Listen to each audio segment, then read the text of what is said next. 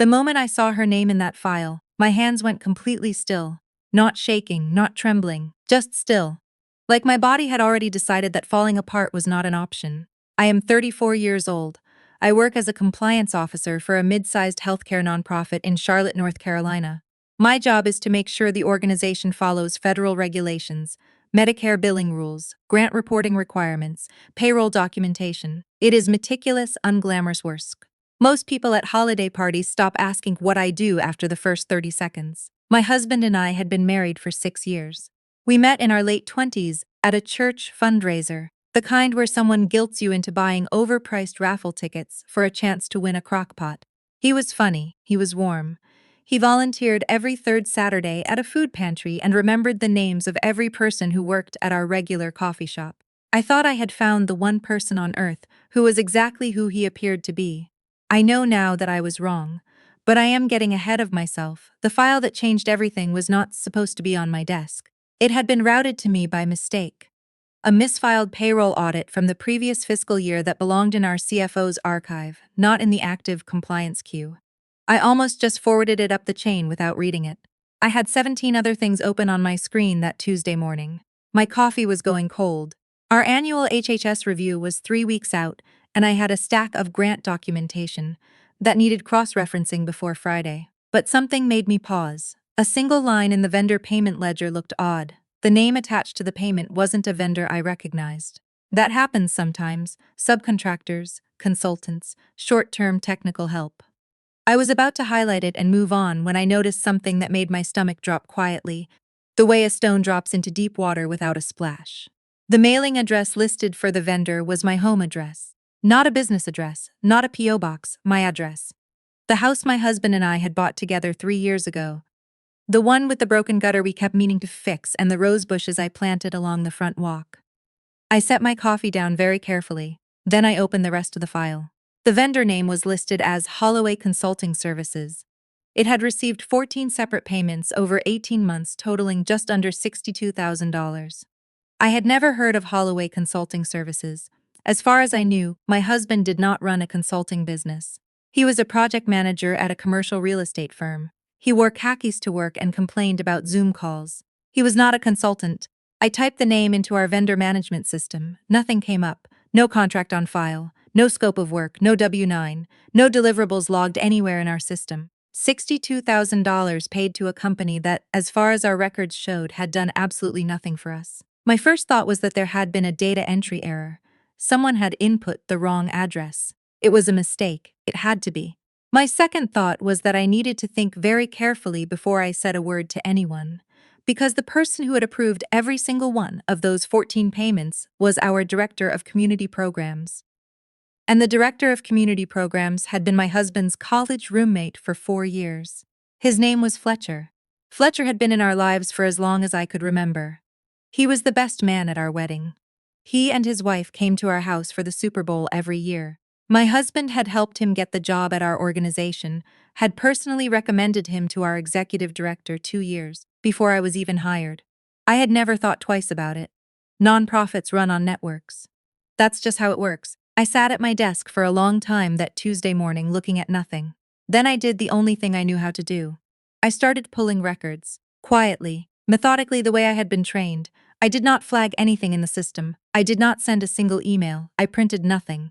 I took screenshots to a personal USB drive that I locked in my bottom desk drawer, and at the end of each day I walked out of that office with my face completely neutral. What I found over the next 3 weeks would have made anyone else sick. It made me sick too. I just did not have the luxury of showing it. Holloway Consulting Services was not the only shell.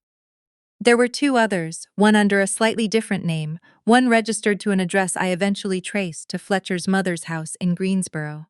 Together, the 3 entities had collected over $140,000 from our organization across 2.5 years, all approved by Fletcher, all with no documentation of any services rendered. And embedded in the payment records, in the original bank routing information for one of the accounts, was a detail so small I almost missed it. A joint account number. One I recognized because it matched the last 4 digits of an account that appeared on a tax document my husband had asked me to file 2 years ago. I remember sitting in my car in the parking deck that evening for 45 minutes before I could make myself drive home.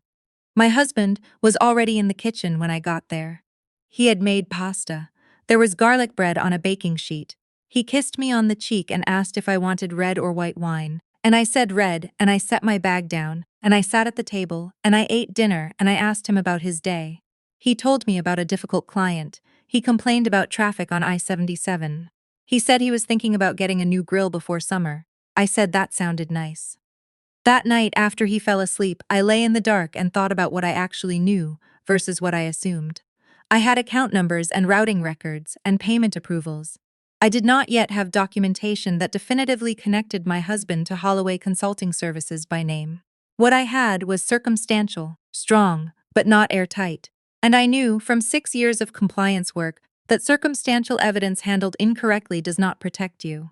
It gives the other side time to destroy what you haven't found yet. So I did something that I think surprised even me. I called my mother, not to tell her everything, just to tell her I needed to stay with her for a few weeks, that my husband and I were going through something, that I needed a little space. She did not ask questions. She just said, "Come whenever you're ready.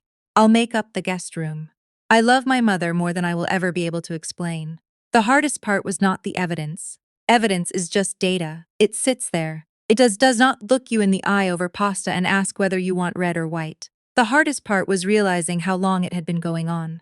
When I cross-referenced the payment dates against our household bank statements, which I had access to because I handled our family finances, something my husband had always encouraged, something I now understood differently, the timing was precise. Every few months, right around when a payment cleared to one of the shell companies, there would be a transfer from an account I didn't fully recognize into our joint savings. The amounts were never large enough to be alarming. 3,000 here, 4,000 there. Just enough to look like a bonus, just enough to look normal. He had been doing this for at least 2.5 years, which meant he had been sitting across from me at that table, asking me about red or white for 2.5 years. There is a particular kind of grief that does not announce itself. It does not arrive with the dramatic collapse you expect. It comes later, in the middle of a Tuesday, when you are looking at a spreadsheet and you realize that the life you thought you were living was not entirely real. And you don't cry, you just get very, very quiet, and then you get back to work. I had been quietly consulting with an attorney, a woman I found through my state bar's referral service, someone with no connection to anyone I knew, for about 10 days before I approached the FBI. My attorney was the one who told me to stop making copies on my personal USB drive and start doing everything through her. She was the one who explained exactly what federal statutes might be in play. Wire fraud, for starters, possibly healthcare fraud given the organization's Medicare billing. She was the one who told me to keep showing up to work every day and behave as though nothing had changed. "You are not the one who did anything wrong," she said. "The worst thing you can do right now is act like you did." I followed her instructions exactly. The FBI contact came through my attorney. I did not walk into a field office on my own. I did not send an anonymous tip. My attorney arranged a meeting, I brought my documentation, and I sat in a conference room with 2 agents and answered their questions for 3 hours. They were thorough, they were careful, they did not promise me anything. One of them told me that federal investigations take time, and that I should not expect a quick resolution, and that I needed to continue behaving normally. I went home that evening and made dinner. The part of this story that I still find hardest to tell is the conversation. It happened on a Saturday morning, about 5 weeks after I had moved most of what I needed out of the house. I had not told my husband I was planning to leave. I had done it gradually over several weekends, carrying things to my car the way you carry anything else. A bag here, a box there, nothing dramatic. He called me that Saturday morning and said he needed to talk. His voice was different, tighter, like something had occurred to him that hadn't occurred to him before. We met at a coffee shop because I was not going back to that house alone. He sat down across from me and said that Fletcher had told him someone had been pulling records internally, that there had been some kind of compliance review. He was not accusatory when he said it. He was careful, the way someone is careful when they are not sure how much you know.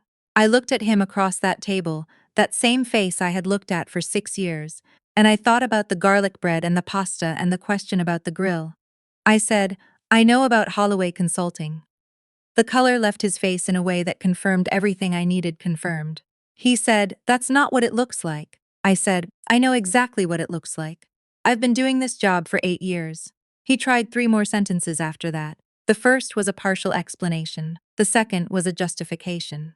The third was the beginning of a question about whether we could talk about this privately, between us, before anything else happened. I stood up, I picked up my coat. I said, "It's too late for that," and I walked out. My attorney had advised me before that meeting not to say anything that could complicate the investigation. I had kept my statements short and factual for exactly that reason. What I did not tell him, across that coffee shop table, was that I had already spoken to federal investigators, that the documentation had already been handed over, that Fletcher's name was already in a federal file. He found that out later. They both did. The investigation took longer than I expected, 7 months from my initial meeting with the FBI to the point where things became official. 7 months of showing up to work, of completing the annual HHS review, of sitting through staff meetings, where Fletcher updated everyone on program outcomes and smiled at his own slides. I am not going to pretend that was easy. It was one of the hardest things I have ever done. There were days I sat in my car before walking into that building and had to remind myself, quietly, that I was doing the right thing. That short-circuiting the process would only protect the people who deserved protecting the least. My mother made a lot of tea during those 7 months. My sister drove up from Colombia twice just to sit with me. I am not someone who asks for help easily, and I still struggle to describe what it meant to have people who just showed up, without being asked, without needing it explained. The resolution, when it came, was not a single dramatic moment. There was no confrontation in a boardroom.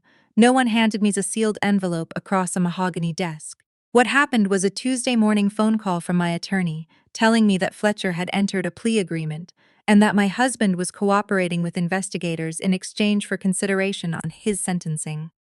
She told me the federal charges. She told me the amounts involved. She told me that the organization would be required to pursue civil recovery. I thanked her. I hung up. I went back to the compliance report I had been working on. Later that day, sitting in the break room with a sandwich I couldn't taste, it occurred to me that I had spent the last 9 months preparing for a moment I thought would feel like relief. And it did feel like relief.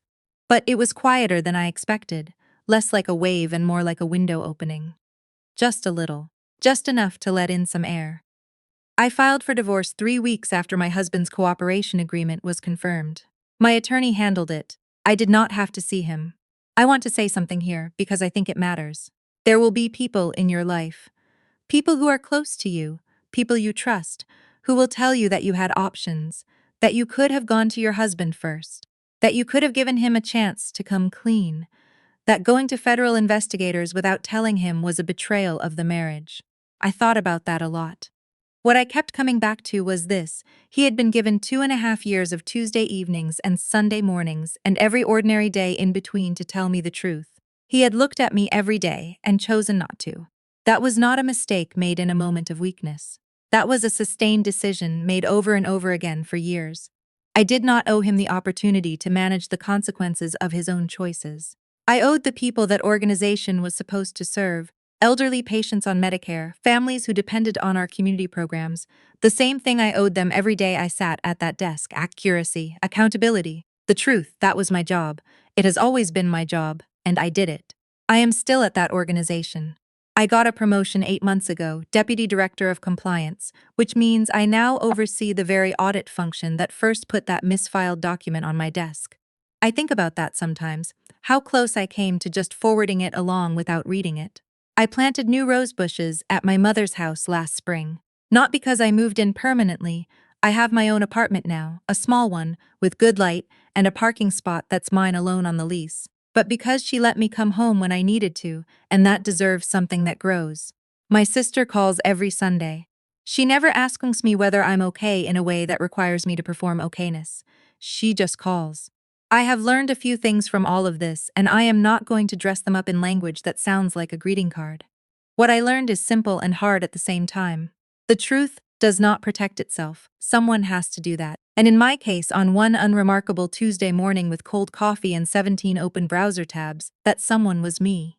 The work mattered. The patience mattered. The decision to do it right instead of doing it fast. That mattered more than anything. I still pass Fletcher's old office on the way to the break room every day. They repainted it and gave it to the new grants coordinator, a young woman who just finished her master's degree and comes in early and stays late and asks good questions. I like to think she would have done the same thing I did. I like to think most people would if they knew how.